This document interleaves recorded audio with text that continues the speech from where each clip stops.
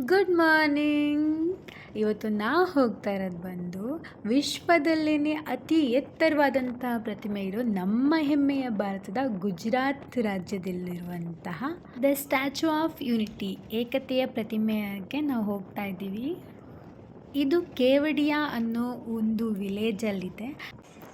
Only 6 kilometres.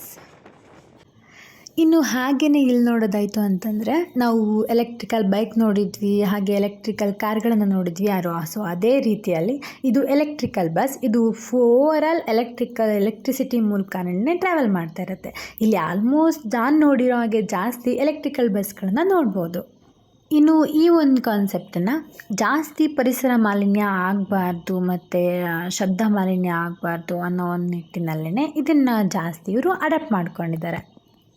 ಇನ್ನು ಹೀಗೆ ಫ್ರೆಂಡ್ಸ್ಗಳ ಜೊತೆ ಎಂಜಾಯ್ ಮಾಡ್ತೀವಿ ಅಂತ ಟೈಮ್ ಪಾಸ್ ಮಾಡ್ತಾಯಿದ್ವಿ. ನಾವು ಏನಕ್ಕಂತೂ ಕೇಳೋ ಹಾಗೆ ಇಲ್ಲ. ಈ ಇಂಡಿವಿಜುವಲ್ ಆಗಿ ಹೋಗ್ತೀವಿ ಅಥವಾ ನಾವು ಸಪ್ರೇಷನ್ ಆಗಿ ಏನಾರು ಹೋಗ್ತೀವಿ ಅಂತಂದರೆ ವೀಡಿಯೋಸ್ಗಳೆಲ್ಲ ಮಾಡ್ಕೊಳ್ಳೋದಕ್ಕೆ ಬೇಕು ಅಂತ ಅಂದರೆ ಇಲ್ಲಿ ಪಿಂಕ್ ಆಟೋಗಳಿರುತ್ತೆ. ಇದರಲ್ಲಿ ಜಾಸ್ತಿ ಹುಡುಗಿಯರೇ ಡ್ರೈವರ್ಸ್ಗಳಾಗಿರ್ತಾರೆ. ನೀವು ಬೇಕು ಅಂದರೆ ಯೂಸ್ ಮಾಡ್ಕೊಬೋದು.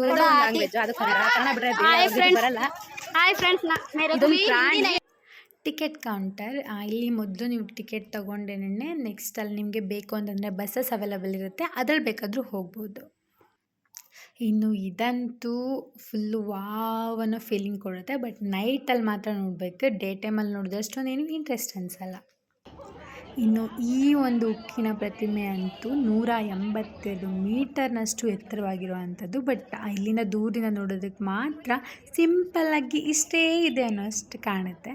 ಅಪ್ರಾಕ್ಸಿಮೇಟಾಗಿ ಹೇಳಬೇಕು ಅಂತಂದರೆ 600 ಫೀಟ್ ಇದೆ. ಇನ್ನು ನಮ್ಮ ಸರ್ದಾರ್ ವಲ್ಲಭಾಯ್ ಪಟೇಲ್ ಅವರನ್ನ ಭಾರತದ ಉಕ್ಕಿನ ಮನುಷ್ಯ ಅಂತ ಕರೆಯೋದ್ರಿಂದನೇ ಇವ್ರಿಗೆ ಉಕ್ಕಿನ ಪ್ರತಿಮೆಯನ್ನು ನಿರ್ಮಿಸಲಾಗಿದೆ. ಇನ್ನು ನೆಕ್ಸ್ಟ್ ಏನೇನಾಯಿತು, ಮುಂದೆ ಒಳಗಡೆ ಏನೇನೆಲ್ಲ ಇದೆ ಅನ್ನೋದನ್ನ ನೆಕ್ಸ್ಟ್ ವಿಡಿಯೋದಲ್ಲಿ ನೋಡೋಣ. ಬಾಯ್.